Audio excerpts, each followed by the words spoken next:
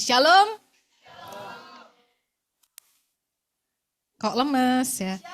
Shalom. Nah, ya, biar anak muda gitu. Oke. Nah, eh, hari ini kita mau belajar ya tentang berdoa dalam Roh Kudus. Ya, sebenarnya ini apa? Rangkaian ya dari khotbah sebulan ini ya. Kalau yang datang tiap minggu ya nanti bisa menemukan benang merahnya ya. Yang nggak datang kasihan dulu ya. Suruh siapa bolos ya. Nah, jadi kalau kalian ingat minggu pertama Kak Yorga bagi tentang generasi yang berjalan dalam otoritas dan pengurapan ilahi. Wes, gitu kan. Setiap kita pasti pengen ya, wah mau Tuhan jadi generasi yang berjalan dalam kuasa, dalam otoritas, dalam pengurapannya Tuhan. Ya, lalu minggu kemarin Kaiser bagiin tentang perlengkapan rohani. Nah, jadi kalau kita mau jadi generasi yang berjalan dalam otoritas, dalam pengurapannya Tuhan, itu tuh nggak simsalabim. Ya nggak jebret gitu ya, ditumpang tangan lalu, apa seperti gambar ini, tiba-tiba ada apinya, terus saya berjalan dalam api Tuhan. Ya, enggak ya, ada sesuatu yang harus kau bangun. Ya, ada yang menjadi bagian kita. Tuhan setia mengurapi kita, Tuhan setia membimbing kita, ya, tapi ada bagian kita yang harus kita lakukan. Ya, kita harus karena juga berjalan bersama dengan Tuhan. Ya, kalau berjalan bersama dengan Tuhan, nggak bisa cuma Tuhan doang yang berjalan. Kaunya juga harus berjalan ya, nggak bisa kayak saya dulu punya dogi ya, cow gitu kan, namanya Derby. Ya, cow itu kadang suka males jalan ya. Jadi kadang kalau dia udah males, dia cuma tergeletak gitu doang gitu ya. Terus saya harus seret dia ya. Nah, kita dengan Tuhan nggak bisa kayak gitu. Itu namanya bukan berjalan bersama dengan Tuhan. Nggak bisa kok cuma duduk doang ya, atau rebahan terus kau menunggu Tuhan menyeretmu untuk berjalan di muka bumi. Enggak ya. Kau harus berdiri tegap, kau harus bangun dirimu untuk berjalan bersama dengan Tuhan dan melakukan hal-hal yang Tuhan mau. Amin. Oke, kita buka dulu di Yudas 1 ayat 20. Ya, kitab Yudas satu pasal doang. Ya, ini bukan Yudas Iskariot ya. Ini Yudas yang lain. Oke, di Yudas 1 ayat 20 dikatakan sebagai berikut. Akan tetapi kamu saudara-saudaraku yang kekasih, bangunlah dirimu sendiri di atas dasar imanmu yang paling suci dan berdoalah dalam Roh Kudus. Ya, di sini ada perintah Tuhan apa? Bangunlah dirimu sendiri. Ya, yang seperti tadi saya bilang, ada bagian kita yang harus kita lakukan. Apa? Salah satunya adalah membangun diri kita. Ya, membangun manusia rohani kita. Ini akan menjadi sangat penting. Kenapa? Kalau kau nggak membangun manusia rohanimu, Tuhan nggak bisa pakai hidupmu untuk melakukan perkara-perkara besar. Karena bejananya nggak siap. Ya, kalau misalnya saya perlu apa ya? Misalnya saya perlu menggunakan misalnya apa ya? Saya mau datang ke sebuah acara kepresidenan. Yes. Nah, lalu untuk misalnya makan bersama presiden, ya. Lalu yang ada di rumah hanya baskom yang udah tau nggak, yang jadul-jadul gitu, tau nggak, yang baskom dari saya nggak tahu logam ya, aluminium yang udah ada bolong-bolong hitam kayak gitu, itu udah nggak layak. Ya, nggak bisa dipakai untuk acara yang kepresidenan misalnya. Pasti akan dipilih perabotan tuh yang yang baru gitu kan, mungkin yang koleksi antik ya, atau misalnya yang kayak garpu perak, garpu emas, sendok garpu emas keluar tuh. Gitu. Nah, kalau hidupmu seperti tadi ya, baskom atau mangkok yang ya udah lusuh, udah ada bolong-bolongnya, kau nggak bisa dipakai ya untuk hal-hal yang besar. Ya, di firman Tuhan yang lain dibilangin kalau seorang menguduskan dirinya, ya membersihkan dirinya, ya memberikan dirinya untuk dipakai oleh Tuhan untuk hal-hal yang mulia. Ya, bahkan si tadi ya baskom jelek ini gitu ya, kalau datang sama Tuhan mau dibentuk, Tuhan bisa ubahkan jadi peralatan tadi ya garpu sendok emas yang dipakai untuk hal-hal yang mulia. Ya, tapi dari kitanya kita harus memberikan diri untuk dibentuk oleh Tuhan. Ya, ada bagian kita apa tadi? Membangun diri. Itu bagian kita. Dan yang namanya membangun tuh sekali lagi nggak instan. Ya, orang kalau ngebangun rumah, ngebangun gedung, ngebangun jembatan, nggak ada yang satu hari jadi. Ya, itu cuma ada di cerita-cerita ya, kayak apa? Jack and Roro Jonggrang ya, atau Tangkuban Perahu ya. 1000 candi ya pakai jin ya. Cara kerja Tuhan nggak kayak jin ya. Tuhan menghargai yang namanya proses. Ya, nggak ada yang instan. Tuhan hargai yang namanya proses. Ya, makanya Tuhan suruh kita untuk membangun diri. Ya, supaya kau siap untuk dipakai hal-hal yang besar bersama dengan Tuhan. Nah, lalu dalam hal membangun diri, di sini juga dibilangin berdoalah dalam Roh Kudus. Ya, ini perintah ya, tadi bangunlah dirimu sendiri, berdoalah dalam Roh Kudus. Itu perintah. Jadi nggak ada optional, ya saya mau doa sekedarnya, nggak bisa. Ya, Tuhan suruh berdoalah dalam Roh Kudus. Apa sih berdoa dalam Roh Kudus? Ini apakah saya sepanjang waktu berdoa dalam bahasa roh? Enggak juga, gitu ya. Tapi bahasa roh itu nanti masuk dalam part di dalamnya. Nanti kita akan bahas ya. Boleh next slide dulu. Ya, di Efesus 6 ayat 17-18. Ya, ini sambungan dari khotbah minggu kemarin ya. Ada perlengkapan senjata Allah.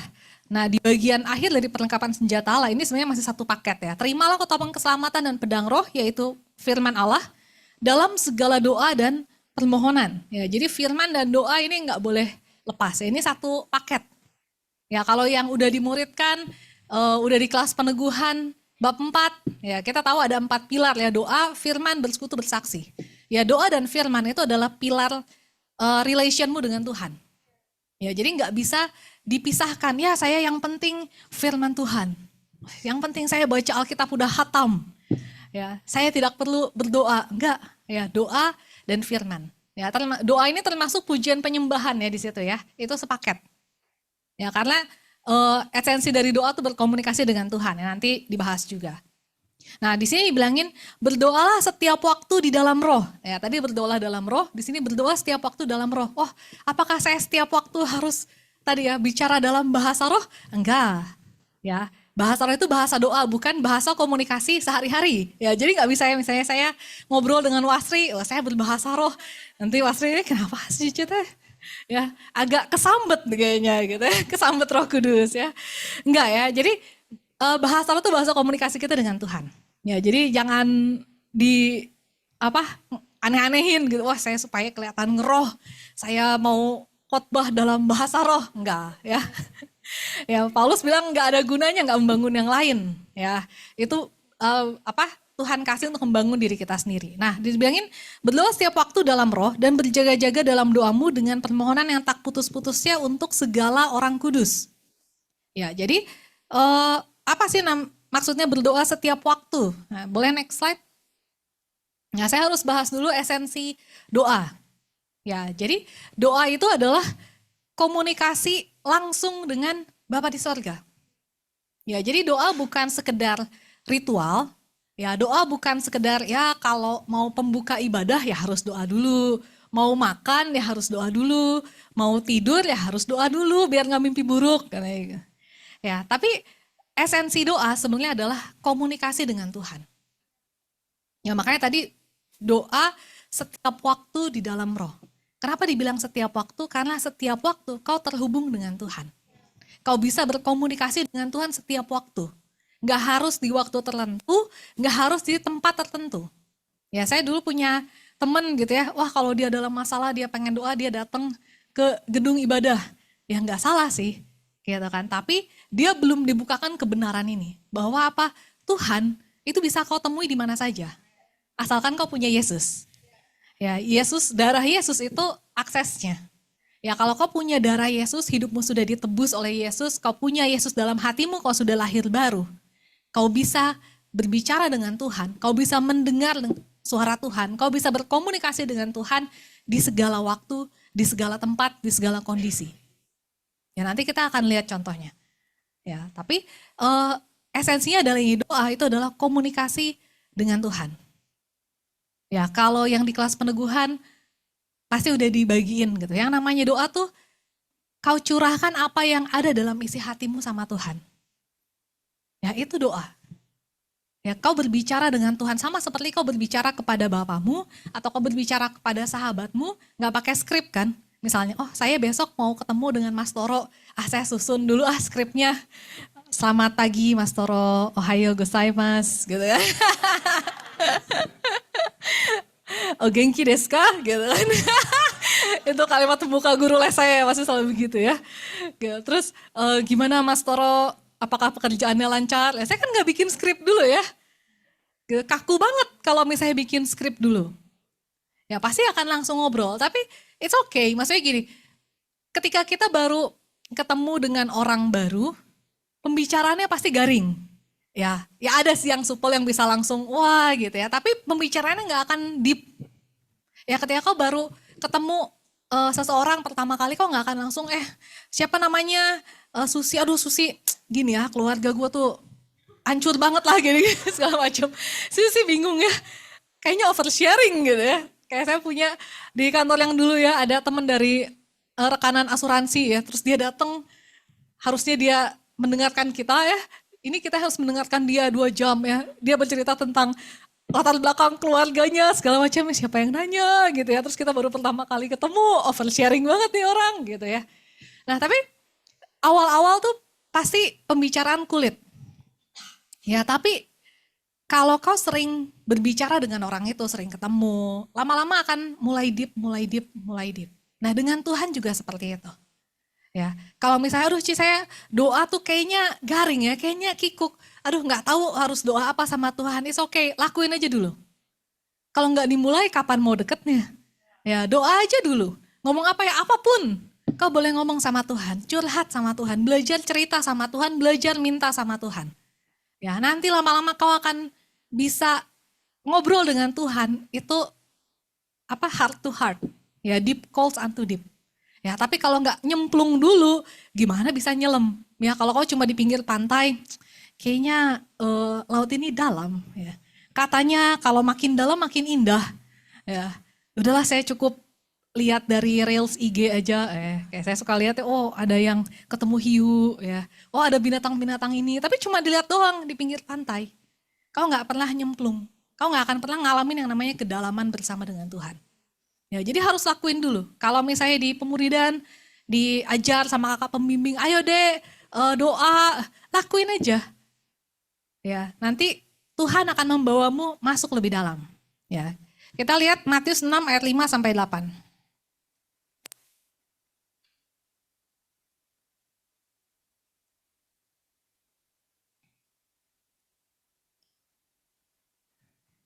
Ada yang mau bacain satu orang?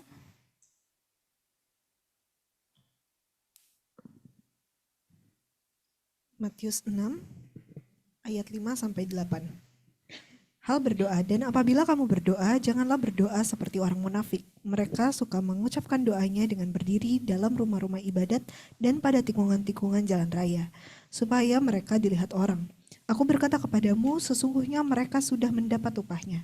Tetapi jika engkau berdoa, masuklah ke dalam kamarmu, tutuplah pintu dan berdoalah kepada Bapamu yang ada di tempat tersembunyi, maka Bapamu yang melihat yang tersembunyi akan membalasnya kepadamu. Lagi pula dalam doamu itu janganlah kamu bertele-tele seperti kebiasaan orang yang tidak mengenal Allah. Mereka menyangka bahwa karena banyaknya kata-kata doanya akan dikabulkan. Jadi janganlah kamu seperti mereka, karena Bapamu mengetahui apa yang kamu perlukan sebelum kamu minta kepadanya. Oke, terima kasih. Ya, ini hal berdoa yang Tuhan Yesus ajarkan. Ya, Yesus bilang kalau kamu berdoa jangan seperti orang munafik. Orang munafik itu apa? Ya cuma berdoa supaya dilihat orang.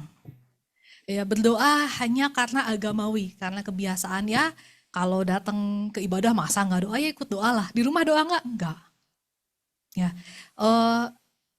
kalau pimpin doa, kan hari ini pelayanan sebagai pendoa ibadah raya, datang 2 jam sebelumnya ngapain mau berdoa, ya mendukung ibadah raya supaya terjadi lawatan Tuhan, good, bagus, ya di rumah berdoa enggak, ya belum melakukan ayat yang ini, ya Bukan berarti kau nggak boleh ambil pelayanan doa, enggak. Tapi pilar utamanya doa pribadi dengan Tuhan. Itu harus jalan dulu. Itu yang harus dibangun. Ya di ayat 6. Tetapi jika engkau berdoa, masuklah ke dalam kamarmu, tutuplah pintu dan berdoalah kepada Bapamu yang ada di tempat tersembunyi. Ya bahkan sampai teknisnya Tuhan ajarin. Ya, apa berarti doa pribadi dengan Bapa di sorga? Hanya kau dan Tuhan. Gak ada orang lain. Aduh, saya tiap pagi doa bareng keluarga. Yaitu doanya jam berapa? Jam 5 pagi. Barengan satu keluarga, satu rumah. Yaitu doa keluarga. Ya. Tapi kalau yang Yesus bilang di ayat 6 ini, itu nggak bareng-bareng. Ya, itu hanya kau dan Tuhan. Ya, bayangin masuk ke dalam kamarmu, tutup pintu, ya artinya nggak perlu kau pengumuman, ya nggak perlu update status saya doa di kamar tersembunyi. Saya doa dulu ya guys gitu. Nggak perlu masuk aja ya, apaan sih gitu kan. Masuk aja ke dalam kamarmu, doa ya. Ini bukan berarti Bapak tuh lagi main petak umpet ya, Bapakmu di tempat tersembunyi, bukan ya. Tapi kalau di bahasa Inggris itu secret place. Ya artinya itu tempat yang intim, hanya ada kau dan Tuhan di situ. Ya, berdoalah kepada Bapamu di tempat yang tersembunyi, maka Bapamu yang melihat tersembunyi akan membalasnya kepadamu. Ya, artinya ketika kau mencari Tuhan, ya, Tuhan ada di situ. Tuhan menjawab doamu, Tuhan ada bersamamu. Ya, meskipun aduh waktu pas doa kayaknya nggak ngalamin apa-apa gitu kan, kayaknya nggak ada bulu kuduk merinding, nggak ada listrik-listrik, nggak ada kayak aliran air dingin gitu. Ya, nggak perlu. Ya, imanmu cukup. Ya, ketika kau datang sama Tuhan, kau percaya bahwa Tuhan hadir dan mendengar dan menjawab doamu. Itu yang harus dibangun setiap hari. Apa? Kau punya kamar doa sendiri. Ya, kalau yang punya kamar pribadi, bersyukur. Ya, itu anugerah Tuhan ya. Kau punya kamar kosan, di kosan satu kamar sendiri atau di rumah satu kamar sendiri. Itu anugerah Tuhan. Kau punya keleluasan untuk berdoa. Ya, tapi kalau yang nggak punya gimana? Saya nggak punya kamar sendiri, jadi saya nggak bisa berdoa, enggak ya, no excuse. Ya, jadi kalau misalnya sekamar, saya sekamar dengan kakak saya atau dengan adik saya gimana? Ya, bangunlah lebih awal. Bangun lebih awal dan berdoa. Atau kayak Tuhan Yesus ya, ada kan sini Markus 1 ayat 35, coba kita baca. Atau ada yang udah hafal? Ayat hafalan ini. Coba.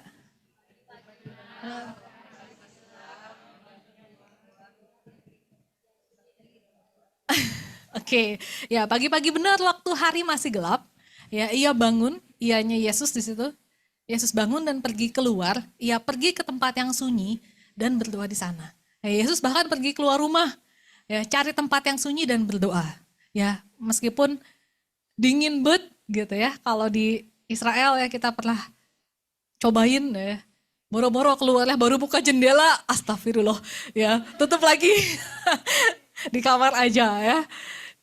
Nah, eh, kalau yang nggak punya kamar sendiri, kau bisa bangun lebih awal. Ya, atau cari tempat, cari spot yang enak gitu ya. Saya berkati ya dengan salah satu kesaksian anak PA saya, kalau yang kenal Billy gitu ya. Saya waktu dia kuliah, saya lihat dormitorinya ya, waktu itu kan ada open house ya, open house buat keluarga ya. Saya kan keluarga ya, jadi saya ikut mengunjungi gitu kan. Terus saya lihat kamar dormitorinya ya, itu satu kamar panjang, ada 10 orang di situ.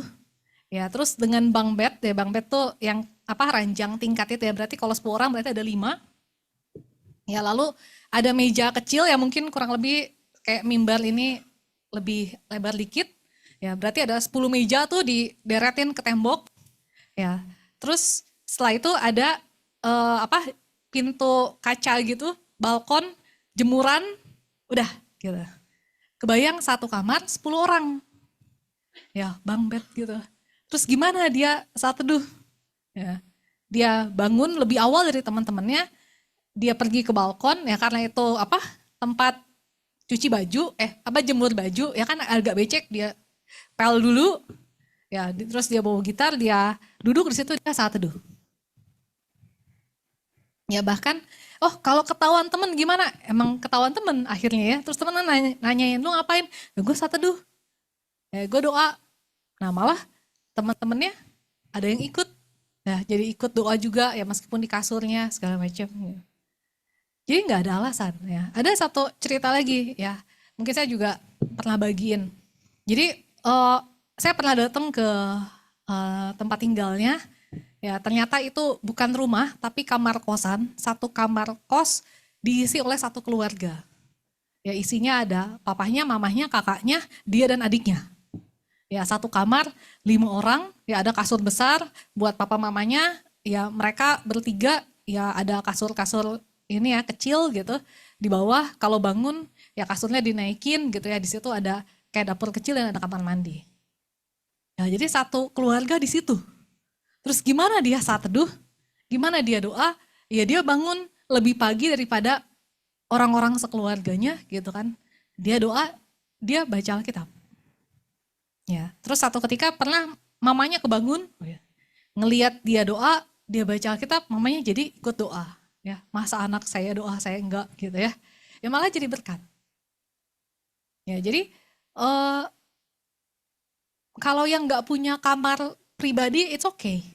Ya, selama kau haus, Tuhan akan kasih hikmat. Tuhan akan kasih spot-spot yang mungkin bisa kau pakai untuk saat teduh. Ya, atau bangun lebih pagi dari teman sekamarmu, dari saudara di sekamarmu, dan kau bisa tetap doa dan ketemu dengan Tuhan. Ya, karena esensi ayat ini adalah kau punya kamar doa pribadi dengan Tuhan. Kau bertemu Tuhan secara pribadi. Ya, dan janji Tuhan, Bapa akan membalasnya kepadamu. Artinya Bapa hadir di situ. Kau mencari Tuhan sendiri gitu ya. Gak bareng orang lain, waktu private dengan Tuhan, Tuhan hadir di situ. Nah terus di ayat 7, lagi pula dalam doamu itu jangan kamu bertele ya, seperti kebiasaan orang yang tidak mengenal Allah. Mereka menyangka bahwa karena banyaknya kata-kata doanya akan dikabulkan. Ya, jadi doa tuh bukan kayak ujian esai anak SD ya, minimal sekian ribu kata. Ya, enggak gitu ya. Bukan hanya sekedar kata-kata, bukan hanya sekedar aduh saya kurang bisa ngomong bahasa Indonesia EYD gitu. Enggak kok, Tuhan juga ngerti bahasa gaul. Kamu ngomong bahasa Sunda, bahasa Batak, you can name it lah. Tuhan mengerti segala bahasa, bahkan bahasa tetesan air mata pun Tuhan mengerti. Ya kau cuma doa, cuma nangis, Tuhan ngerti bahasa tetesan air matamu. Ya jadi enggak terbatas dengan bahasa. Ya kau bisa curahkan isi hatimu sama Tuhan. Ya. Terus di ayat 8 yang Matius tadi ya. Karena Bapamu mengetahui apa yang kamu perlukan sebelum kamu minta kepadanya. Ya, Tuhan mengerti apa yang kita hadapi. Tuhan mengerti apa yang menjadi isi hati kita, seruan hati kita. Tapi Tuhan tetap pengen kita ngomong. Kita bicara sama Tuhan. Kita nyatakan apa yang menjadi isi hati kita sama Tuhan. Kenapa? Karena dengan itulah ada satu relation yang terbangun. Ya jadi jangan, ya Tuhan kau mengerti lah ya, kau Tuhan Allah maha tahu ya sudahlah ya Tuhan kau tahulah apa yang menjadi kerinduan hatiku. Enggak nyatakan. Ya ngobrol. Karena kalau kau nyatakan sama Tuhan artinya kau belajar mempercayakan isi hatimu sama Tuhan. Nah di situ ada kedekatan yang dibangun. Makanya Tuhan tetap suruh kau berdoa.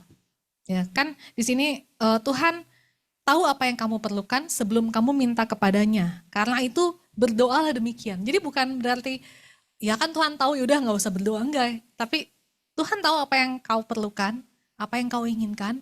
Ya, terus Tuhan bilang berdoalah demikian. Ya nanti bisa dibaca ini doa Bapa kami. Ya ini bukan doa mantra.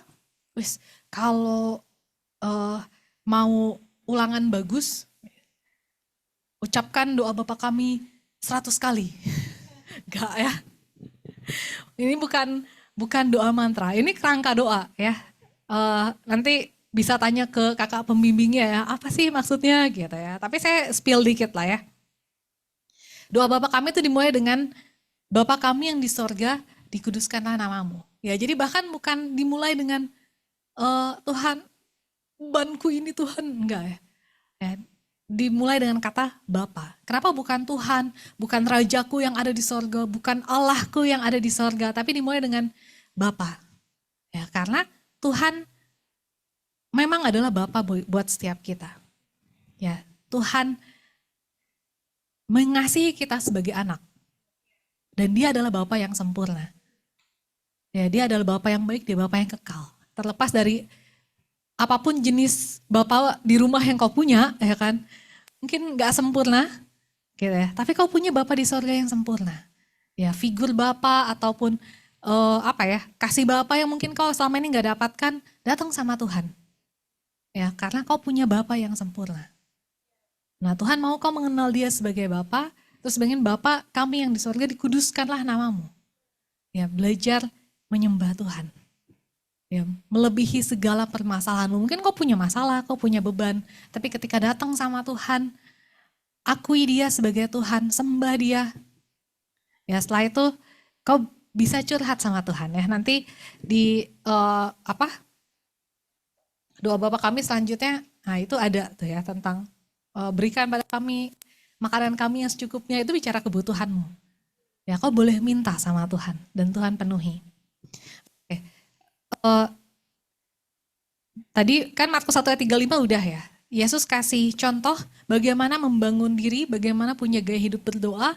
Ya, setiap pagi Yesus bangun, ia pergi ke tempat yang sunyi dan berdoa di sana. Nah, kita lihat lagi Yesaya 50 ayat 4.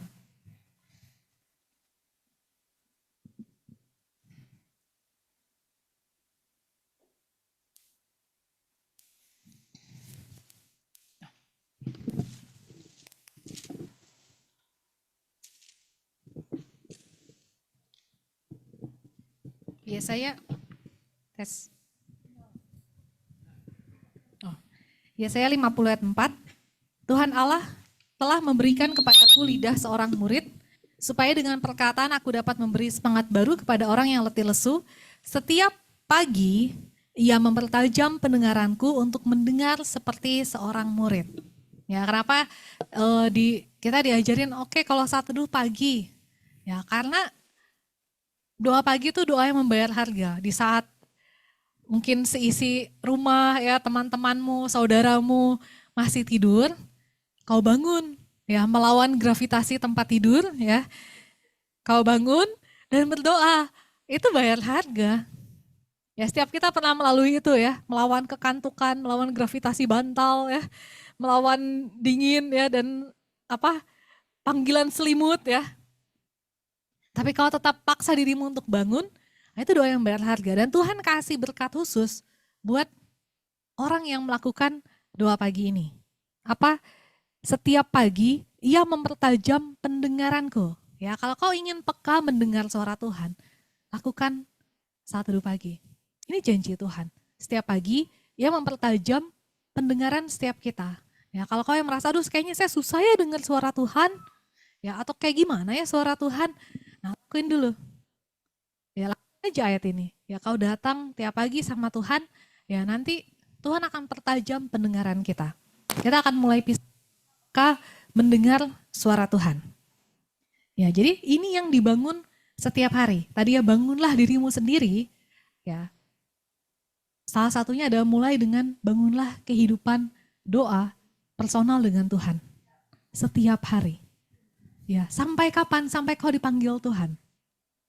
Ya, jadi jangan cuma ya kalau pas lagi sekolah, lagi kuliah, lagi banyak waktu. Aduh, kalau udah kerja udah nggak ada waktunya, sering lembur. Jadi udah nggak bisa lagi saat teduh. Nggak ada ya. Daud kurang sibuk apa jadi raja? Ya, agenda padat, perangnya banyak. Ya, tapi Daud dibilangin setiap pagi ia datang kepada Tuhan, yang mempersembahkan persembahannya dan ia menunggu-nunggu. Ia menunggu Tuhan, menantikan Tuhan. Ya, jadi Daud pun tetap ya mau dia sebagai profesi raja ya, dia profesi gembala, di segala profesi ya, usia, bahkan dia tetap mencari Tuhan. Nah, lalu tadi ya, doa itu kan komunikasi. Nah, komunikasi itu dua arah. Ya, jadi kita mencurahkan Tuhan. Tes. Ya, kita berbicara sama Tuhan Tuhan pun akan bicara sama kita. Nah, kita bisa lihat di 1 Samuel 3. Ya, nanti boleh baca kisah lengkapnya. Ya, ini tentang Samuel waktu pertama kali mendengar suara Tuhan. Ya, Samuel yang muda itu menjadi pelayan Tuhan di bawah pengawasan Eli. Pada masa itu firman Tuhan jarang, penglihatan-penglihatan pun tidak sering. Nah, ini masa di mana Samuel hidup itu masa kekeringan. Ada bait Allah di situ, ada imam di situ, Imam Eli, tapi nggak ada pewahyuan Tuhan. Nggak ada firman Tuhan, Tuhan nggak bicara.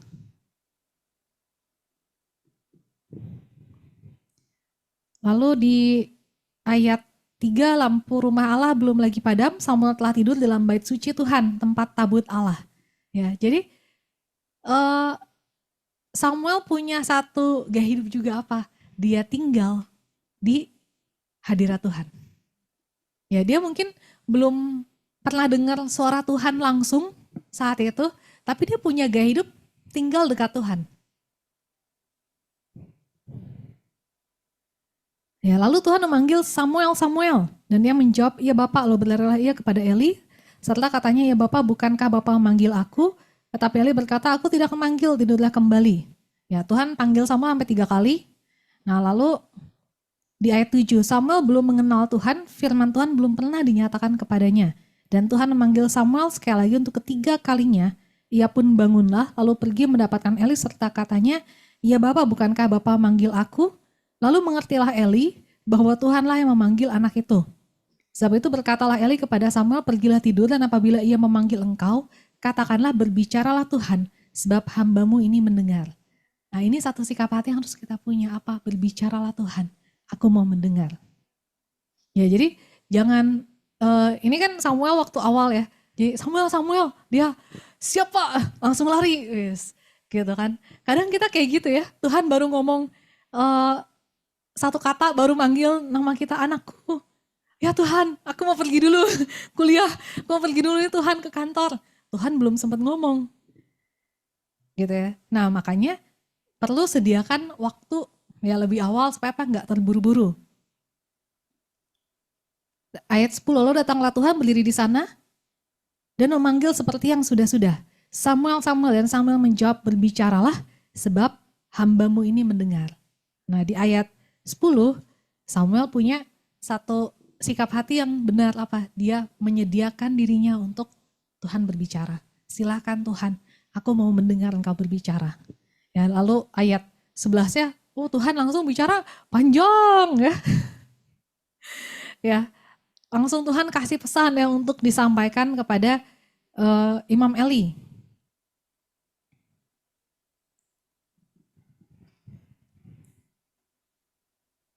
Ayat 18, lalu Samuel memberitahukan semuanya itu kepadanya dengan tidak menyembunyikan sesuatu pun. Kemudian Eli berkata, "Dia Tuhan, biarlah diperbuatnya apa yang dipandangnya baik." Ya, dan Samuel, nah jadi Samuel nggak berhenti di situ ya, nggak berhenti, oh Tuhan udah bicara, Tuhan kasih pewahyuan, Tuhan kasih pesan, wes ini kan tadi dibilangin ya, firman Tuhan tuh jarang, pewahyuan jarang, tiba-tiba Tuhan hadir, dibilangin Tuhan tuh berdiri, ya terus Tuhan bicara sama Samuel, terus Samuel ini ya, dengan suara Tuhan langsung bernubuat ya. Dia sampaikan nubuatannya buat Imam Eli, ya tapi Samuel nggak berhenti di situ. Di ayat 19, dan Samuel makin besar dan Tuhan menyertai dia, dan tidak ada satupun dari firman itu yang dibiarkannya gugur. Maka taulah seluruh Israel dari Dan sampai Beersheba bahwa kepada Samuel telah dipercayakan jabatan Nabi Tuhan. Ya, jadi Samuel nggak berhenti. Ya, dia terus menyediakan dirinya untuk Tuhan berbicara dan dia lakukan setiap firman Tuhan. Nggak ada satupun firman Tuhan yang dibiarkannya gugur. Dia lakukan, dia dengar, dia lakukan, dia dengar, dia lakukan. Ya, makanya dari Dan sampai Beersheba, itu kalau Indonesia tuh dari Sabang sampai Merauke. Ya, seluruh bangsa tahu bahwa ada Nabi Tuhan di tengah-tengah mereka. Ya, jadi promosi datangnya dari Tuhan. Ya, tapi Samuel, apa yang dia lakukan? Dia bangun persekutuannya dengan Tuhan. Dia nggak puas hanya sekali-sekali mendengar suara Tuhan, dia terus mau dengar suara Tuhan dan melakukannya. Nah, Yeremia 1 ayat 4 sampai 8. Ya, jadi itu contoh tadi Tuhan berbicara ya. Jadi bukan cuma monolog kita dengan Tuhan, Tuhan pun akan bicara.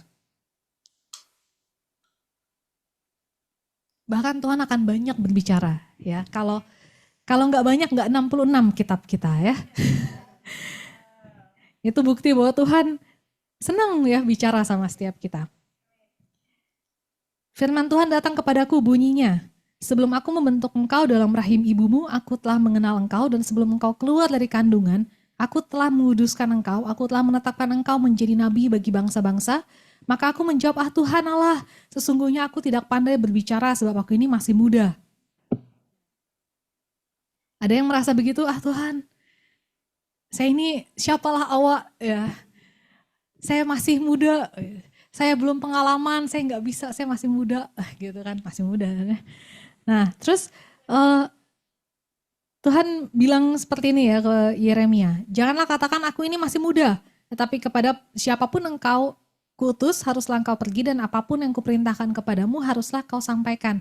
Janganlah takut kepada mereka sebab aku menyertai engkau untuk melepaskan engkau, demikianlah firman Tuhan. Nah ini contoh komunikasi doa dengan Tuhan. Ya Yeremia lagi doa, Tuhan bicara sama dia, ya Tuhan sampaikan firman, Tuhan sampaikan visinya, panggilannya Yeremia. Terus Yeremia bilang, aduh Tuhan, gede amat visinya, kayaknya nggak mungkin ya Tuhan, aku aja masih muda ya kan. Tapi Tuhan bilang enggak, ya kemanapun kau kuutus, kau pergi, aku menyertai engkau. Nah jadi seringkali ketika Tuhan kasih visi, Tuhan kasih janji, mungkin kelihatannya besar, kelihatannya nggak mungkin, kau takut, sampaikan sama Tuhan. Ya Tuhan, tapi saya takut Tuhan, saya nggak tahu gimana caranya Tuhan. Tadi ya curahkan sama Tuhan, dan Tuhan akan meneguhkan engkau. Ya Tuhan akan memberikan janji. Ya kalau kau ragu, datang lagi sama Tuhan, Tuhan teguhkan janjimu. Tuhan berfirman lagi dong, Tuhan saya butuh diteguhkan. Ya jujurlah ya sama Tuhan, ya jangan sok kuat. Saya percaya sama Tuhan tapi di sini ragu, bener nggak ya? Itu belum percaya dengan segenap hati. Ya kalau kau ragu, kalau kau takut, datang lagi sama Tuhan. Tuhan, kalau itu memang firman-Mu, itu janjimu, tolong Tuhan bicara lagi, teguhkan saya. Ya karena tadi ya doa itu komunikasi doa dengan Tuhan. Kau bicara sama Tuhan, Tuhan juga berbicara sama kita. Dan kita bisa mendengar suara Tuhan. Ya Nehemia 2 ayat 1 sampai 8.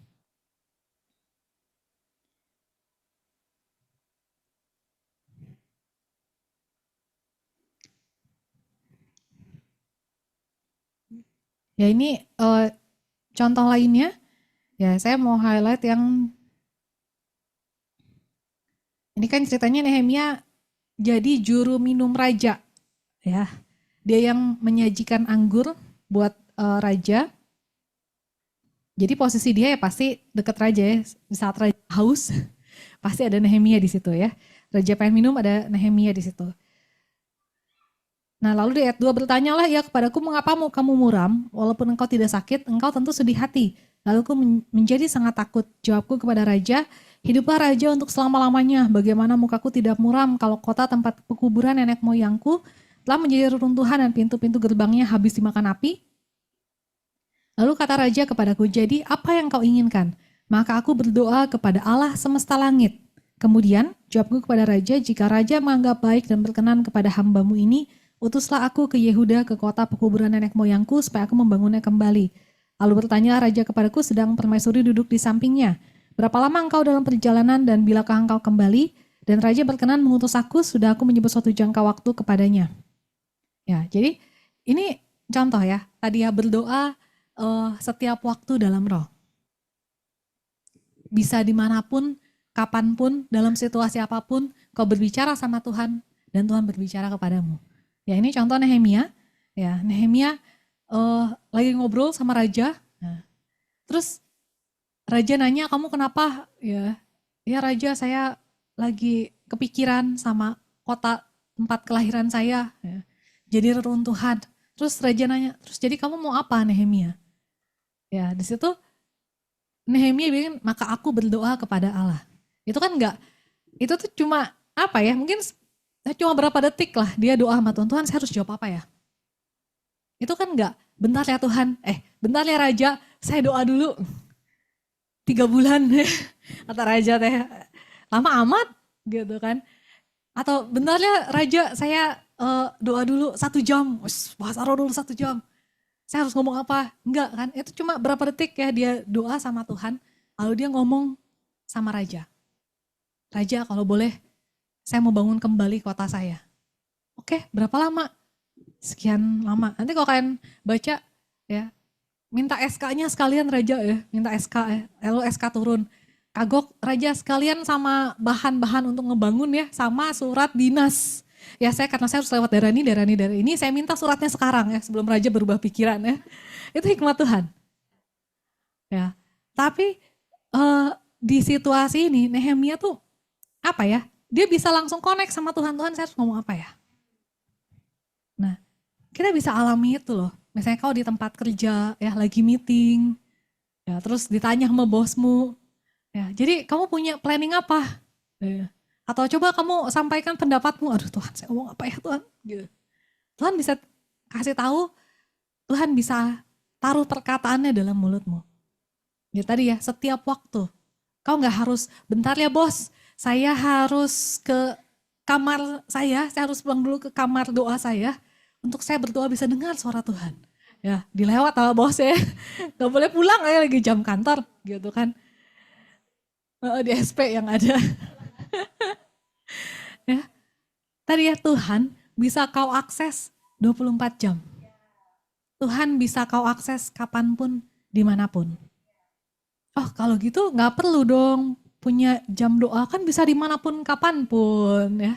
Enggak ya, tadi harus dibangun. Ya Nehemia bisa ada di kondisi di pasal 2, kamu lihat dulu pasal 1. Ya gaya hidup Nehemia. Dia sering berdoa. Ya dia bahkan punya jam doa syafaat untuk bersyafaat buat bangsanya. Ya makanya ketika raja nanya, kamu mau apa? Kamu mau minta apa Nehemia? Ya dia nggak ke distract ya.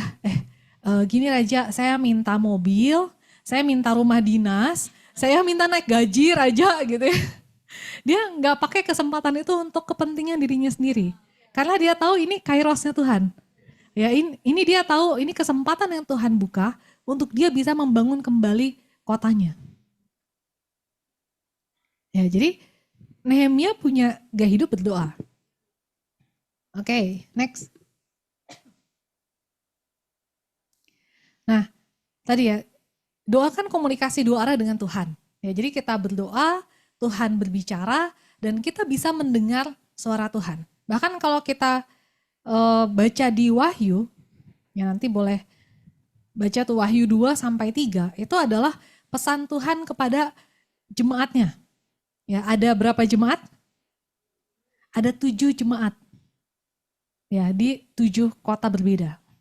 Dan kalau kalian lihat di setiap jemaat itu Tuhan punya pesan khusus. Nah, tapi di setiap pesan itu selalu ada kalimat ini. Contoh ya, di Wahyu 2 ayat 7, siapa bertelinga, hendaklah ia mendengarkan apa yang dikatakan Roh kepada jemaat-jemaat. Ya, nanti kalian perhatiin di setiap jemaat selalu ada kalimat itu. Barang siapa bertelinga, hendaklah ia mendengar apa yang dikatakan Roh kepada jemaat. Ya, 7 kali Tuhan sampaikan itu. Ya, artinya perihal mendengar suara Tuhan itu adalah pesan yang penting di akhir zaman. Ini kan gereja akhir zaman kan, Wahyu. Ya, jadi generasi akhir zaman ya, setiap kita ya adalah fundamental ya. Kau harus bisa mendengar suara Roh Kudus. Kau harus bisa mendengar Tuhan mau bicara apa buat setiap kita. Ya, dan untuk setiap pribadi Tuhan akan bicara dengan spesifik. Sama seperti 7 jemaat ini, Tuhan bicara pesannya masing-masing nih. Ya, berbeda untuk setiap jemaat. Ya, tapi semua jemaatnya bisa mendengar Roh Kudus berbicara. Ya, dan ini nggak ada, jemaat karismatik di Philadelphia, jemaat presbiterian di Smyrna, jemaat ortodoks di Efesus, nggak ada ya, nggak ada denominasinya, nggak ada alirannya. Pokoknya jemaat Kristus. Ya, orang-orang percaya, orang-orang yang sudah lahir baru, dibilangin kau harus bisa mendengar apa yang Roh Kudus katakan kepadamu. Supaya apa? Supaya kau bisa berjalan bersama dengan Tuhan di akhir zaman. Ya. Nah lalu di Ibrani 3 ayat 15, tetapi apabila pernah dikatakan pada hari ini, jika kamu mendengar suaranya, janganlah keraskan hatimu seperti dalam kegeraman. Ya, jadi apakah Roh Kudus masih berbicara? Ya, sampai hari ini. Ya, dibilangin pada hari ini. Jadi bukan pada kemarin, pada 10 tahun yang lalu atau 2000 tahun yang lalu ketika Yesus lahir. Enggak. Sampai hari ini. Ya, artinya Roh Kudus terus bicara tiap hari. Ya, dan ketika kau mendengar suara Tuhan, jangan keraskan hatimu. Ya apa? Taati aja. Ya, Tuhan suruh apa? Tuhan tegur apa? Bertobat aja. Tuhan suruh apa? Lakukan. Ya. Nah, next.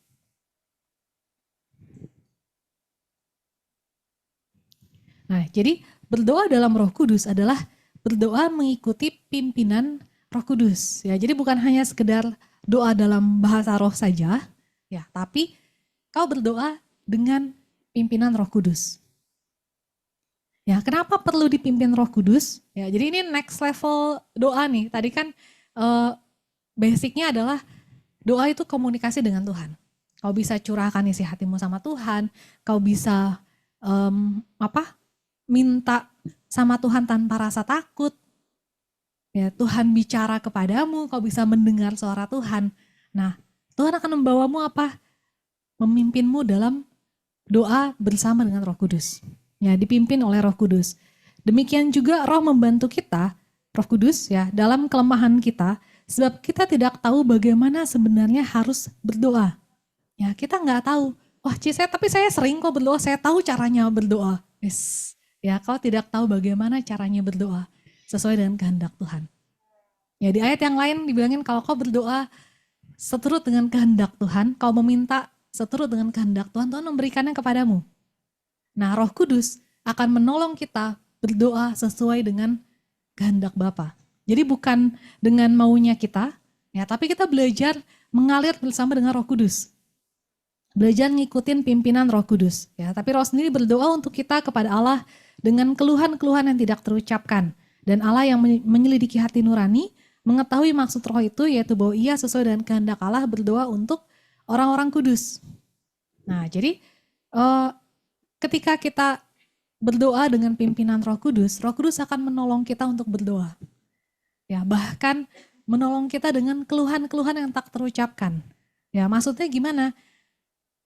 Ada banyak hal yang mungkin terbatas ya dengan bahasa ucapan kita. Ya, ada hal-hal yang dalam hatimu atau hal-hal yang dalam hati Allah yang kita nggak bisa tangkap. Nah, Roh Kudus akan menolong kita untuk berdoa, bersepakat dengan Roh Kudus. Ya. Kita next slide dulu, nanti saya jelasin lebih lanjut. Di ayat Roma 8 ayat 13 sampai 14 dibilangin, sebab jika kamu hidup menurut daging, kamu akan mati, tapi jika oleh Roh kamu mematikan perbuatan-perbuatan tubuhmu, kamu akan hidup. Semua orang yang dipimpin Roh Allah adalah anak Allah. Ya, Tuhan mau hidup kita dipimpin oleh Roh Allah. Ya, berikan diri kita dipimpin oleh Roh Allah. Maka kau adalah anak Allah. Kalau di bahasa Inggrisnya, di next slide-nya, itu di Amplified, for all who are led by the Spirit of God are sons of God. Ya, pakai katanya sons, putra-putra Allah yang dewasa. Nah, ketika kau memberikan dirimu dipimpin oleh Roh Allah, di situ kau akan bertumbuh menjadi semakin dewasa.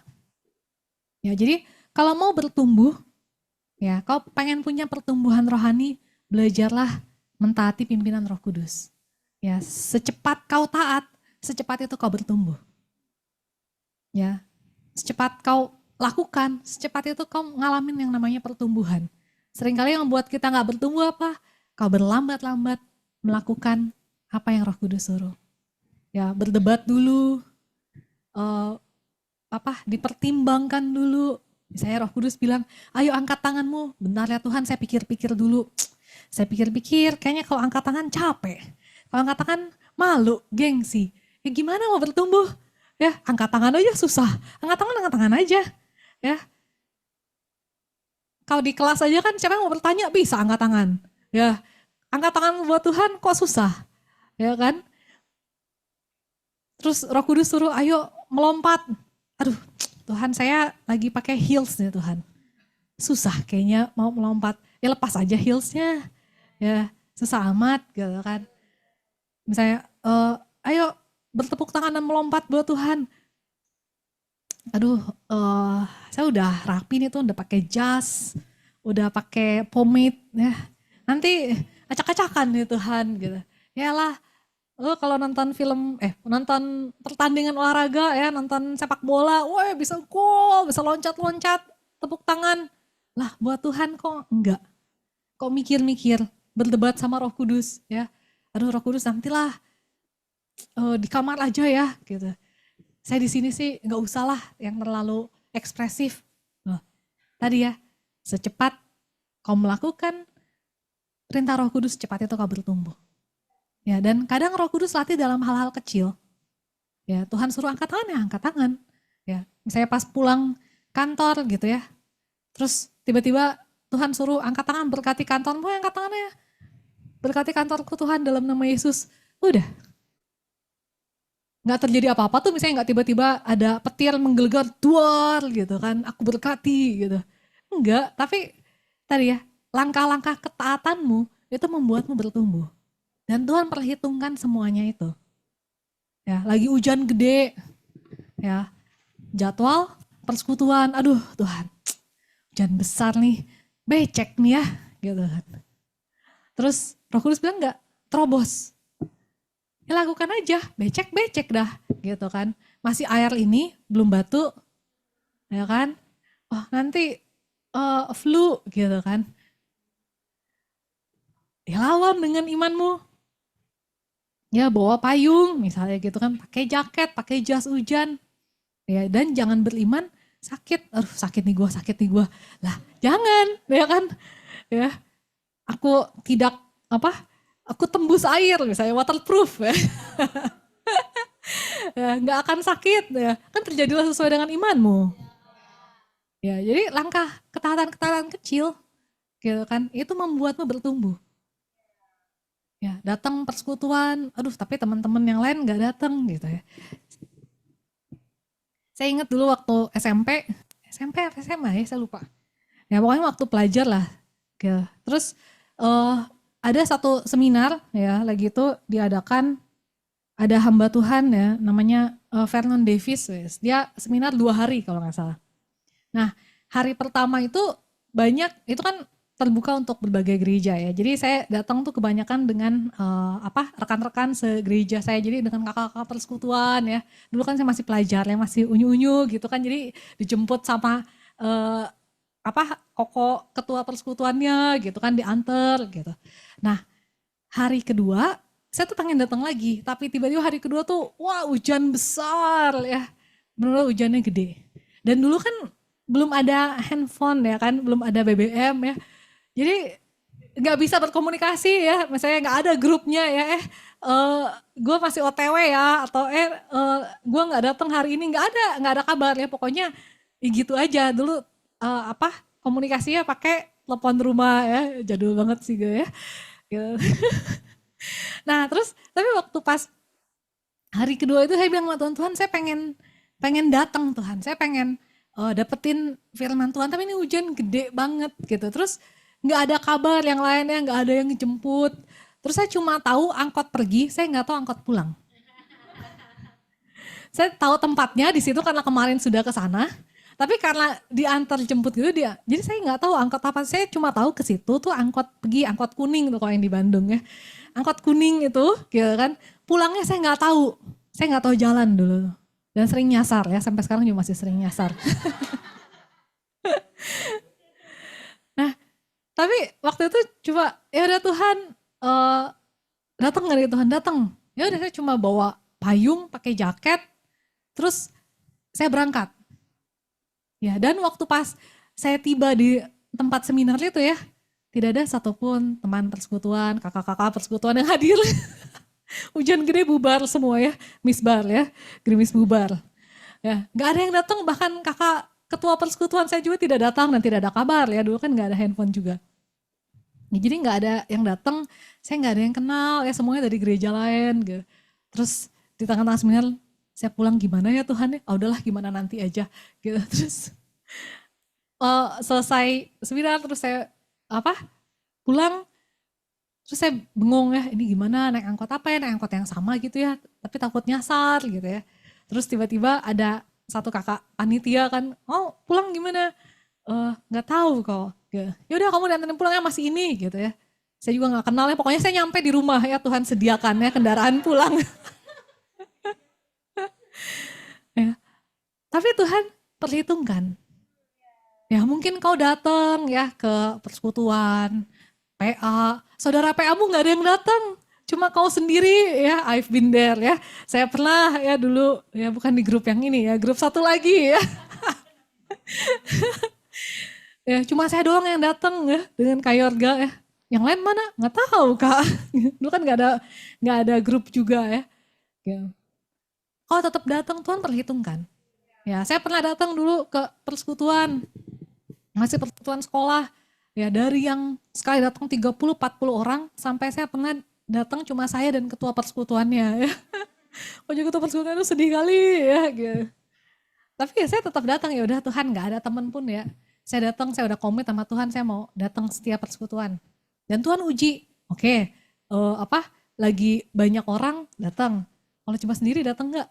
Ya Tuhan uji beneran saya sendiri dengan ketua persekutuannya. Ya udah Tuhan, saya tetap datang. Dan Tuhan perhitungkan. Ya, ketaatan-ketaatan kecil yang kau lakukan. Nah, itu belajar dipimpin oleh Roh Kudus.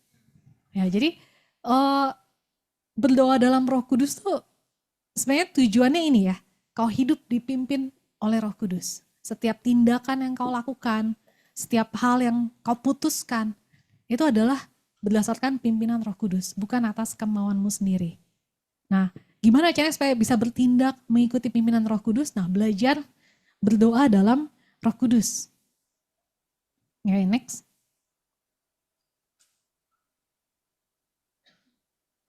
Nah ini ya, jadi terhubung dengan Tuhan setiap waktu, ya tadi ya. Kalau kau sudah lahir baru, kau bisa mengakses Tuhan kapanpun, dimanapun. Ya, tapi kau harus membangun kehidupan doa dan firman setiap hari. Karena nggak instan tadi, pengennya kayak Nehemia, sekian detik langsung bisa dengar Tuhan bicara apa. Ya, baca Nehemia 1, ya makanya kalau baca Alkitab kan berurutan ya. Jadi nggak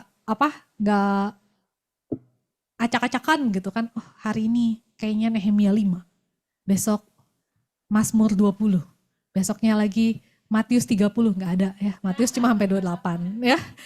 Nah jadi bacanya berurutan, nah kalau berurutan gitu kayak kitab Nehemia kita bisa tahu, di Nehemia 1, Nehemia tuh senang berdoa, di Nehemia 2, impactnya apa? Dia semakin peka, sekian detik dia bisa dengar suara Tuhan, dia tahu harus ngomong apa sama raja. Dia tanya sama Tuhan, saya ngomong apa ya? Langsung dia bisa jawab. Ya, sama juga kayak yang masih sekolah, masih kuliah, ketemu soal, aduh Tuhan. Lupa nih Tuhan, kemana udah belajar, tapi saya lupa. Roh Kudus, yang mana ya? Roh Kudus bisa kasih tahu, bisa. Ya, bahkan waktu pas lagi belajar, Roh Kudus bilang, baca yang bab ini, bab ini, bab ini. Ternyata benar keluar. Ya, jadi bisa kau akses setiap waktu, ya. Lalu berdoa dalam Roh Kudus itu bicara mendengar suaranya dan menangkap isi hati atau kehendak Bapa. Nyata ya, dari doa kau bisa mendengar suara Tuhan, kau bisa mengerti atau bisa menangkap apa yang Tuhan kehendaki. Dan kau bersepakat dengan kehendak Bapa. Lalu kau doakan apa yang menjadi kehendak Tuhan itu. Ya, kau ngerti misalnya, kehendak Tuhan bagimu adalah misalnya, kau menjadi berkat buat bangsa-bangsa misalnya. Kau menjadi berkat buat keluargamu.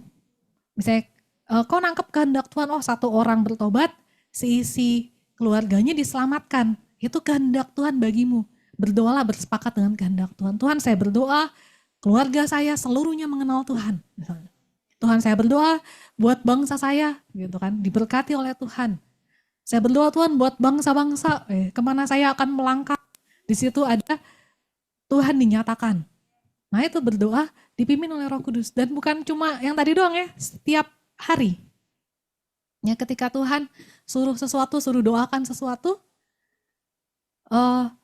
lakukan. Ya kayak misalnya saya di kantor yang baru gitu ya, saya dikasih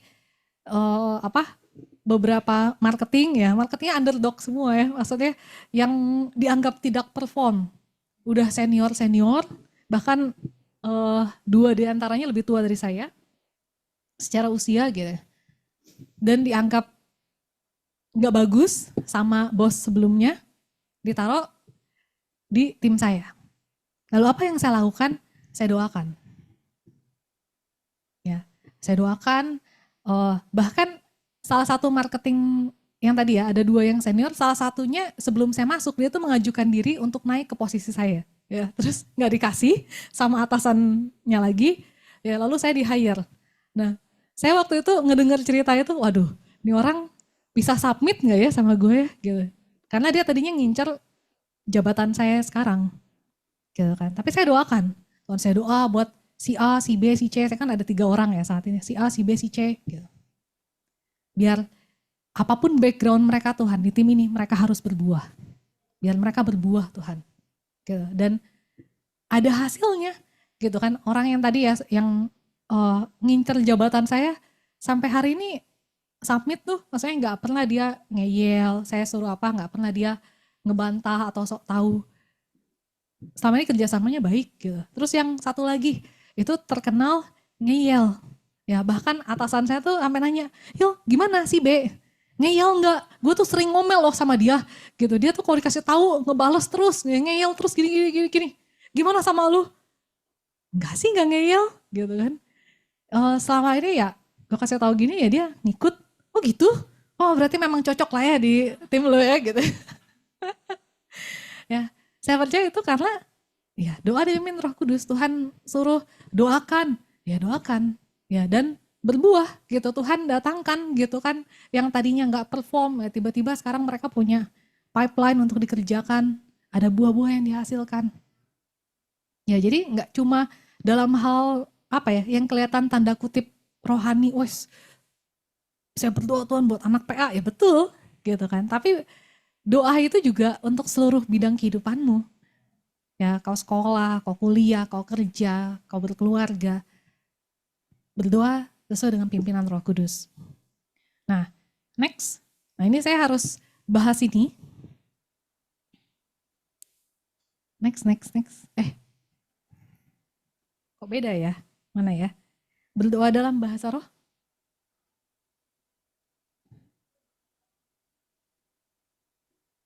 Sebelum setelah ini next oke. Nah, tadi kan saya bilang berdoa dalam roh itu artinya berdoa dalam pimpinan Roh Kudus. Ya, bukan berarti 24 jam kau berdoa dalam bahasa roh. Nah, tapi Tuhan kasih bahasa roh. Ini tools sebenarnya. Ini teknologi yang Tuhan kasih ya untuk melatih kita, membangun diri kita untuk tunduk pada pimpinan Roh Kudus. Ya. Kita lihat di 1 Korintus 14 ayat 2.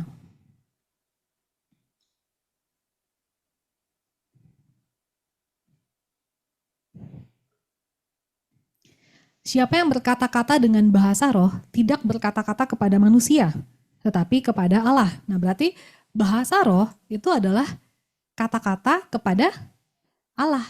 Berkata-kata kepada Allah. Apakah itu doa kan? Tadi kan doa itu komunikasi dengan Tuhan. Kau berkata-kata kepada Tuhan. Nah Tuhan kasih bahasa roh sebagai bahasa doa. Artinya kau pakai bahasa rohmu untuk berdoa, berkata-kata kepada Tuhan. Ya, kenapa diperlukan? Balik lagi ke Roma 8 ayat 26-27 tadi. Ya, karena sebenarnya kita nggak tahu bagaimana caranya harus berdoa. Maka Roh Kudus membantu kita untuk berdoa. Ya, karena pikiran kita terbatas, kata-kata kita terbatas, diri kita terbatas. Tuhan tahu itu. Makanya Tuhan kasih satu perlengkapan lagi. Apa? Karunia untuk berkata-kata dalam bahasa roh. Supaya apa? Kau bisa berdoa melampaui keterbatasan manusiawimu. Kau berdoa bersama-sama dengan Roh Kudus ya untuk bersepakat dengan kehendak Tuhan. Nah, jadi ketika Tuhan kasih bahasa roh, ya kau dipenuhi Roh Kudus, ya tandanya adalah kau mendapatkan bahasa-bahasa yang baru, kau bisa berbicara dalam bahasa yang baru. Fungsinya apa? Bukan hanya sekedar nganeh-nganeh, ya bukan hanya sekedar supaya heboh aja, enggak. Tuhan kasih itu supaya apa? Kau bisa pakai untuk berdoa. Ya, membangun diri di ayat 4.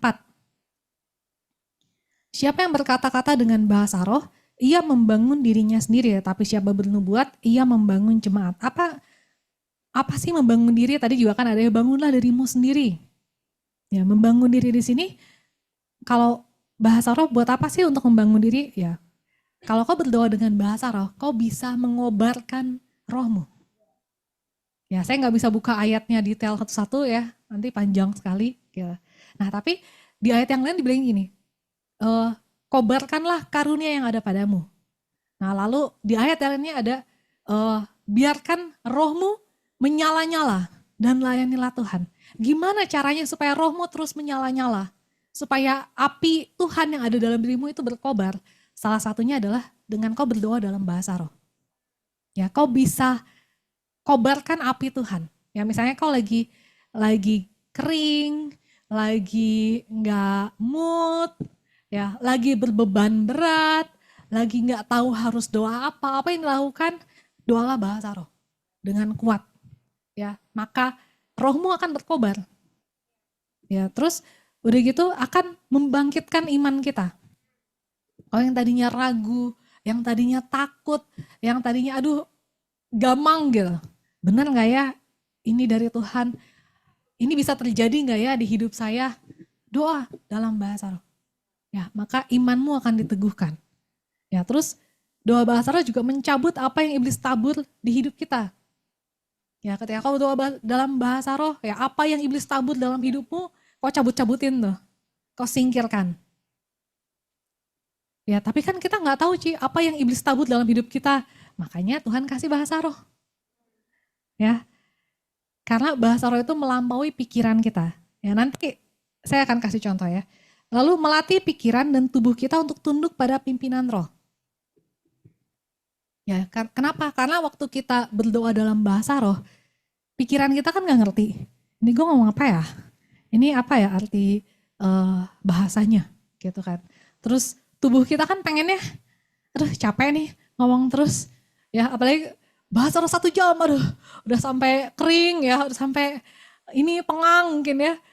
Tapi kau tundukkan, ya itu latihan. Ya, kau menundukkan pikiranmu di bawah pimpinan Roh Kudus, kau menundukkan tubuhmu di bawah pimpinan Roh Kudus. Ya, jadi fungsi bahasa roh tuh banyak. Ya, coba next dulu.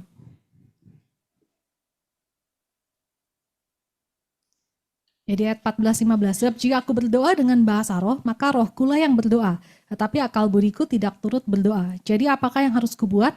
Aku akan berdoa dengan rohku, tetapi aku akan berdoa juga dengan akal budiku. Aku akan menyanyi dan memuji dengan rohku, tetapi aku akan menyanyi dan memuji juga dengan akal budiku. Jadi dua-duanya dipakai. Ya, jadi nggak bisa, maksudnya kan cukup berdoa dengan bahasa akal budi maksudnya bahasa yang kau mengerti. Bisa bahasa Indonesia, bahasa Inggris tadi ya, bahasa Batak, bahasa Sunda, bahasa Jawa ya. Pokoknya bahasa yang kau kuasai. Ya, kan cukup, Tuhan kan mengerti isi hati kita. Ya, kalau cukup, Tuhan gak akan suruh berdoa dalam bahasa roh. Tuhan gak akan kasih bahasa roh kalau bahasa manusiamu cukup. Ya, artinya Tuhan tahu bahasa manusiawimu terbatas. Kan kalau bahasa itu dihasilkan dari sini kan, dari pikiran, dari diri kita lah. Misalnya saya pengen makan pizza. Ya, saya akan ngomong ke pelayan di resto pizza, saya mau pizza yang jenis ini misalnya, yang banyak kejunya misalnya yang ini. Nah itu kan kau ucapkan dari apa yang kau pikirkan, apa yang kau inginkan dari dirimu. Nah tapi diri kita ini terbatas, ada banyak hal yang kita nggak tahu, ada banyak hal yang itu melampaui diri kita. Nah Tuhan kasih bahasa roh ya untuk kau bisa bersepakat dengan kehendak Tuhan. Nah saya kasih contoh gini, saya butuh volunteer ya, mumpung onsite kan ya, yang di Zoom ya paling nonton aja ya. Ya makanya datang onsite ya. Nah, saya perlu satu volunteer tugasnya untuk berdoa aja sih, ngedoain saudaranya. Ada yang mau?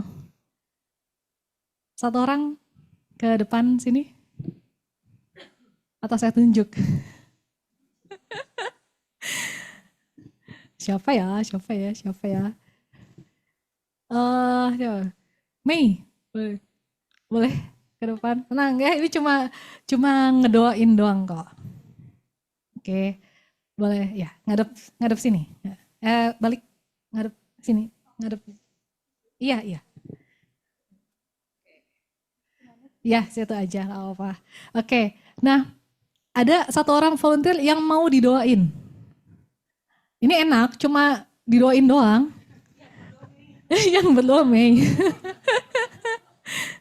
Ada yang mau didoain sama Mei? Nggak ada, kalau nggak ada saya tunjuk ya. Hah? Tunjuk, boleh. Yang baju hijau, boleh berdiri dek. Jangan disebut. Oke. Ya, ya. Nah, Mei berdoa ada satu saudara seiman yang lagi berdiri gitu kan, yang mau kamu doain. Nah, kamu doain dalam bahasa Indonesia, apapun boleh.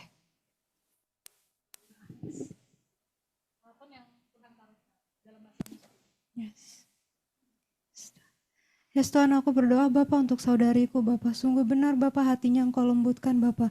Biar benar Bapa apa yang dia dengar hari ini Bapa itu tertanam Bapa dengan kuat Bapa. Mari Bapa Engkau airi Bapa dengan pengenalan akan Engkau Bapa. Biar dia Bapa mulai sekarang Bapa berjalan dengan yakin Bapa. Apa yang ada di depannya Bapa bukan abu-abu Bapa, tapi dengan jelas Bapa ia melihat Bapa bahwa Engkau sendiri Bapa yang pegang tangannya Bapa. Apa yang dia alami Bapa, dia tahu Bapa bahwa ada rencanamu yang luar biasa Tuhan. Yes Tuhan, biar tunduk hatinya Bapa hanya kepada suaramu saja Tuhan. Terima kasih Tuhan. Oke, thank you Mei. Oke, terima kasih dek. Siapa namanya? Feby. Oke, nah saya mau kasih contoh satu orang lagi ya yang sudah mendapatkan bahasa roh. Ada? Begitu aja, aduh, gitu. Gak ada ya kok. Ada? Tunjuk, siapa ya? Oke, Nita lah, Nita. Boleh ke depan dek. Kak Nita. Oke, ada yang mau didoain sama Kak Nita? Boleh berdiri? Nggak boleh. Oh iya, nggak boleh.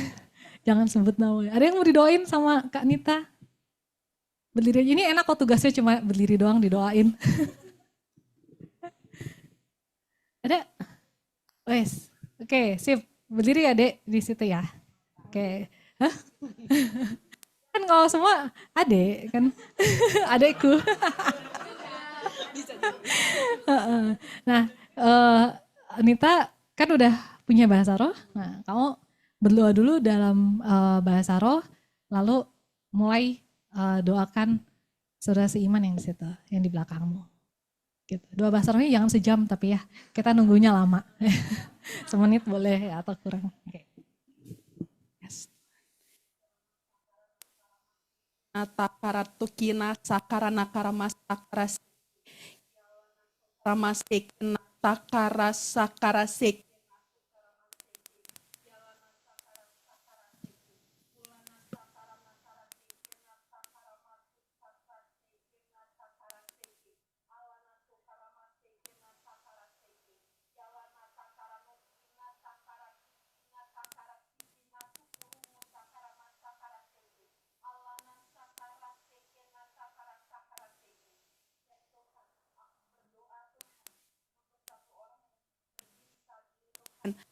doa tidak bisa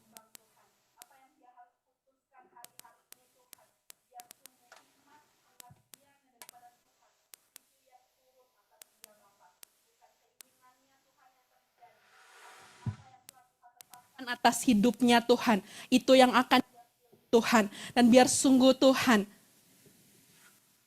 janji bahwa Engkau sampai kepada akhir zaman, dan biar sungguh yang Dia pilih adalah kehidupan Tuhan, dan biar sungguh masa depannya penuh dengan harapan Tuhan. Terima kasih Bapak, haleluya, amin. Thank you Nita. Ya, Dek siapa namanya? Astrid. Gimana doanya Kak Nita meneguhkan sesuatu? Iya, oke, puji Tuhan. Nah, itu satu contoh. Maksudnya gini, tadi kan berdoalah setiap waktu dalam roh ya dengan permohonan tak putus-putusnya untuk segala orang kudus. Ya, jadi ketika misalnya kita berdoa untuk satu hal ya atau kita berdoa untuk seseorang, mungkin kalau dengan pikiran kita, kita hanya bisa berdoa sesuai dengan apa yang kita sanggup pikirkan dan bayangkan. Ya, misal gitu. Ketika Tuhan suruh misalnya saya berdoa untuk Joe, misalnya. Saya misalnya bayangin Joe, apalagi kalau orang yang nggak kenal ya, misalnya. Ya paling saya cuma doain Tuhan saya berkati Joe, berkati sekolahnya, berkati keluarganya, biar Tuhan yang terus pimpin hidupnya, Tuhan berkati masa depannya, segala macam. Nah itu hal-hal yang saya sanggup pikirkan, saya sanggup doakan untuk Joe. Ya, tapi ketika kau berdoa dalam bahasa roh, Roh Kudus itu melampaui apa yang bisa kita pikirkan dan bayangkan. Ya, tiba-tiba misalnya Roh Kudus taruhkan untuk kau berdoa, Tuhan aku berdoa buat Joe Tuhan, biar hari ini dia memilih Tuhan, karena dia dalam penentuan misalnya kan pas hari ini kondisinya gitu. Dia memilih Tuhan, dia memilih mentaati Tuhan walaupun dia harus pikul salib segala macam. Kok spesifik doanya? Ya karena Roh Kudus yang menuntun. Kau berdoa bersepakat dengan Roh Kudus. Ya demikian juga bukan cuma untuk doa syafaat ya, untuk hidupmu. Ketika kau berdoa dalam bahasa roh, mungkin kalau doa biasa hanya ya Tuhan mimpin aku sepanjang hari ini, Tuhan berkati, saya mau kerja Tuhan, saya mau ke kantor, misalnya saya mau kuliah, biar Tuhan yang berkati dosennya, berkati bos saya Tuhan, hari ini ada meeting presentasi penting Tuhan, biar hari ini goal presentasi saya gitu kan, jualan saya laku misalnya gitu kan. Ya mungkin kayak gitu ya, tapi ketika kau doa dalam bahasa roh misalnya, tiba-tiba Tuhan tuntun untuk doa yang berbeda misalnya. Kenapa ya? Kau sedang bersepakat dengan kehendak Tuhan. Ya, melampaui apa yang kau sanggup pikirkan dan bayangkan. Ya, jadi itu salah satu fungsi dari berdoa dalam bahasa roh. Ya, jadi harusnya buat anak Tuhan gak ada yang alergi dengan bahasa roh. Ya, tadi kau harus mendengar kok apa yang Roh Kudus katakan untuk jemaat, untuk dirimu.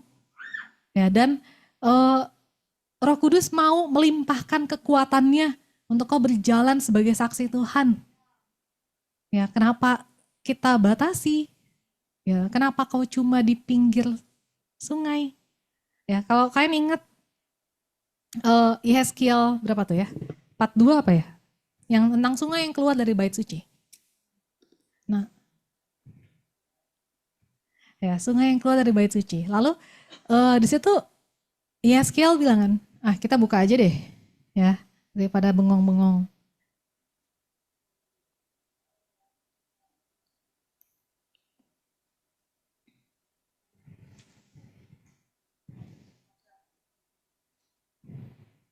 Kok Yehezkiel ya?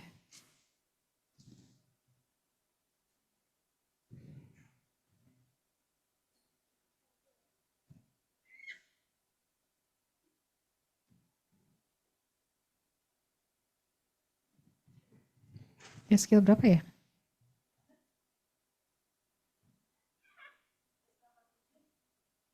Hmm? 47. Oh ya, sungai yang keluar dari bait suci.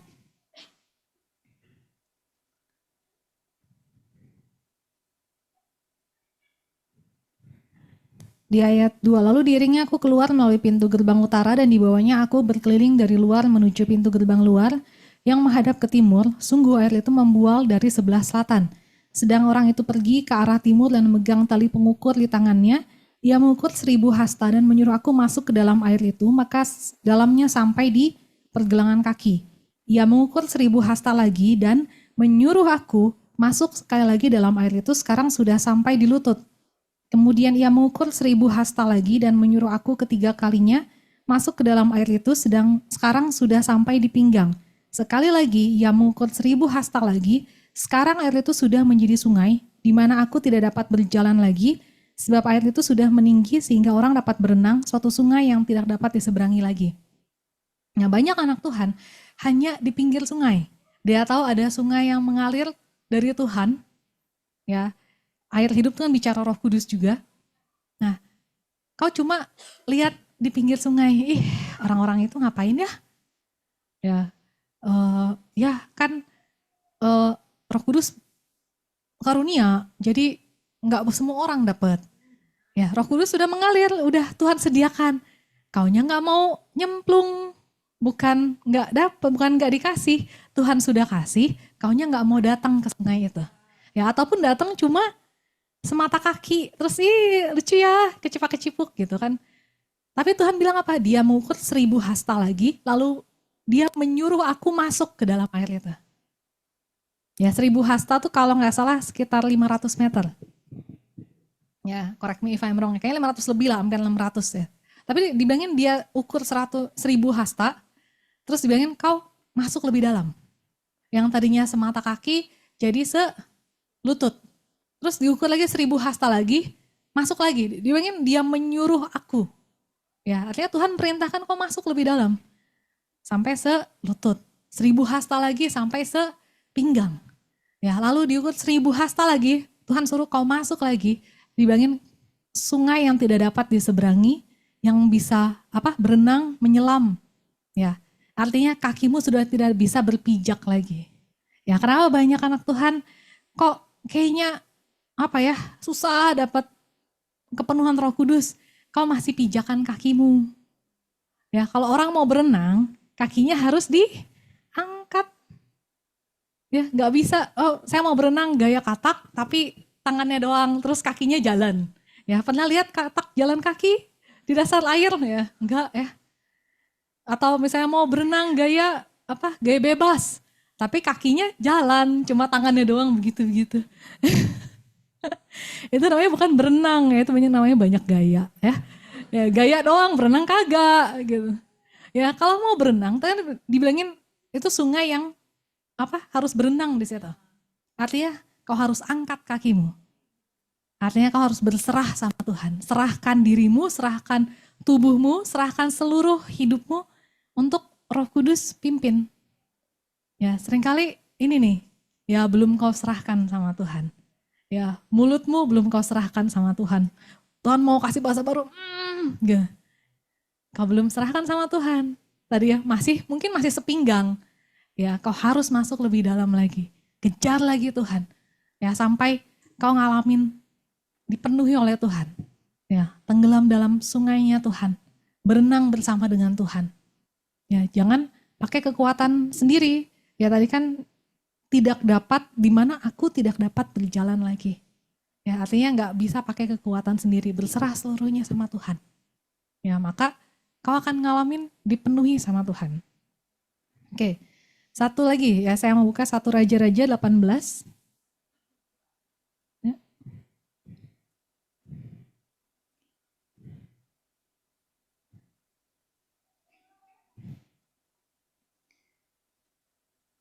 Ayat 30 sampai 39. Ya, nanti boleh baca kisah lengkapnya, itu tentang Elia melawan 450 Nabi Baal. Ya. Kalau misalnya ada di antara kita yang, Kak saya udah doa loh, saya udah baca Alkitab, form kesungguhan saya penuh, full. Tapi kok saya nggak ngalamin apa-apa. Ya, kok nggak ngalamin Roh Kudus memimpin saya kok nggak dengar Tuhan berbicara. Ya, coba cek ya. Kata Elia kepada seluruh rakyat itu, datanglah dekat kepadaku, maka mendekatlah seluruh rakyat itu kepadanya. Lalu yang perbaiki mezbah Tuhan yang telah diruntuhkan itu. Jadi yang Elia lakukan adalah dia memperbaiki mezbah Tuhan yang tadinya udah diruntuhkan, dia perbaiki, dia bangun lagi. Ya, mezbah Tuhan itu bicara hidup kita.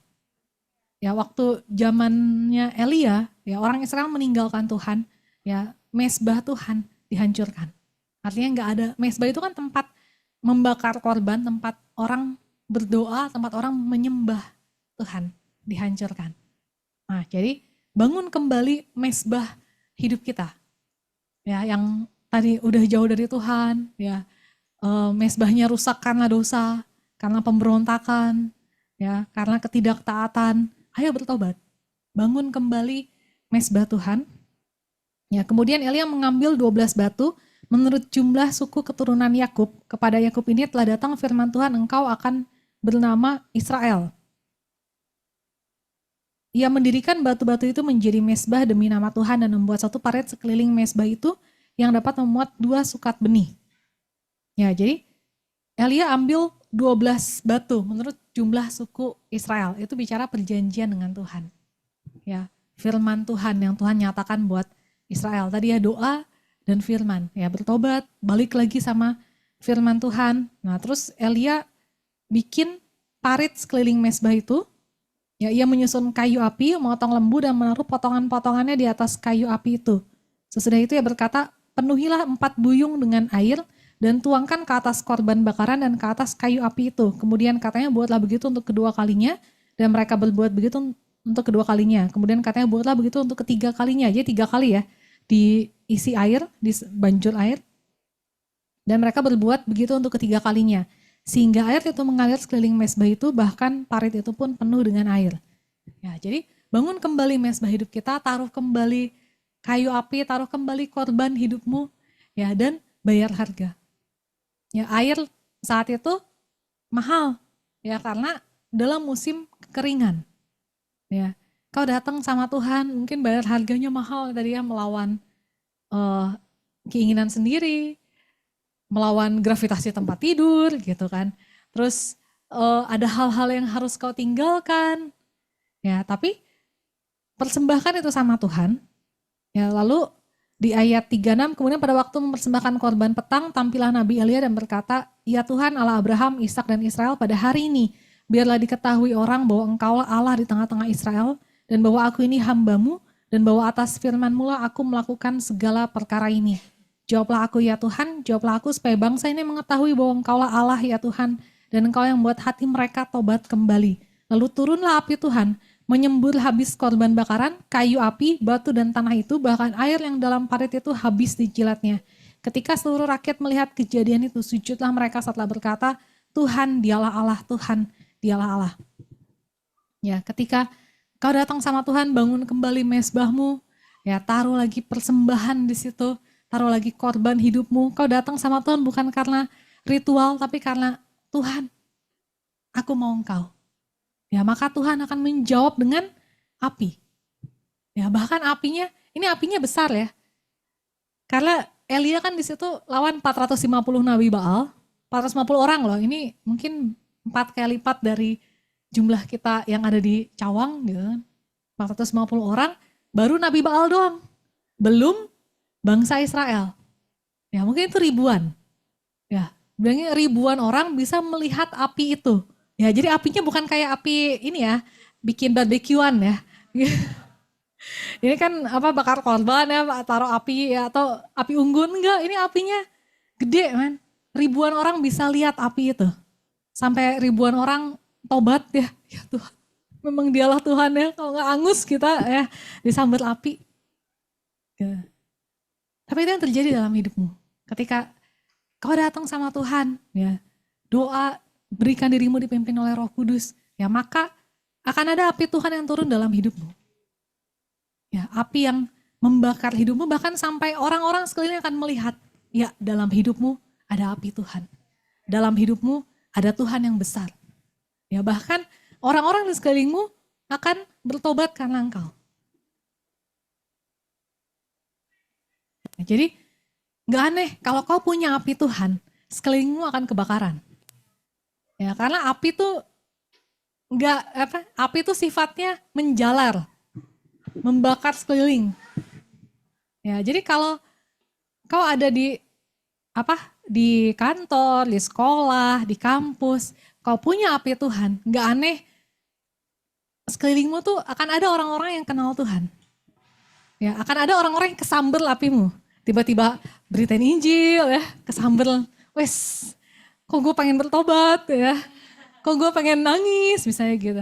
Kok gue pengen curhat ya sama lu, nah itu kesamber api Tuhan. Gitu. Jadi kayak satu marketing saya di kantor yang tadi ya, yang ngincer jabatan saya sebelumnya ya. Terus dia bilang, oh gue tuh orangnya murtad katanya. Saya gini. gitu kan. Dia pernah kecewa lah sama gereja gitu kan, di saat dia butuh didoakan, butuh dilayani, nggak ada satupun hamba Tuhan yang mau datang melayani dia. Dan sejak itu dia bilang, gue nggak pernah ke gereja lagi. Ya, anak gue mau ke gereja silahkan gitu, tapi gue sih enggak, gitu kan. Terus saya bilang, gitu kan, murtad itu bukan masalah ke gereja atau enggak. Kau masih percaya enggak sama Yesus? Gitu kan? Kau masih punya Yesus enggak dalam hatimu? Nah, kok tiba-tiba jadi itu di kantor, ya kan? Jadi beritain Injil ya, itu kesambat api. Kok tiba-tiba dia cerita soal peristiwa kecewanya dia sekian tahun lalu, saya nggak nanya apa-apa, tiba-tiba dia cerita gitu, gue mau orangnya murtad gini. Ya karena kau punya api Tuhan. Ya jadi ketika kau membangun diri, ya dipimpin oleh Roh Kudus, ya akan ada hal-hal yang ilahi yang Tuhan mulai bukakan. Ya, kau akan mulai punya api Tuhan, ada orang-orang yang kesamber api Tuhan. Ya, kau datang ke kampus, ya atau ke sekolah atau ke kantor, nggak aneh ya, ada persekutuan-persekutuan terbuka. Ada orang-orang yang rindu untuk dilayani. Kenapa? Ya karena kau punya api Tuhan. Yang tadi ya, bahkan kalau semakin besar apinya, satu bangsa bisa melihat Tuhan yang benar. Amin. Yuk kita sembah Tuhan.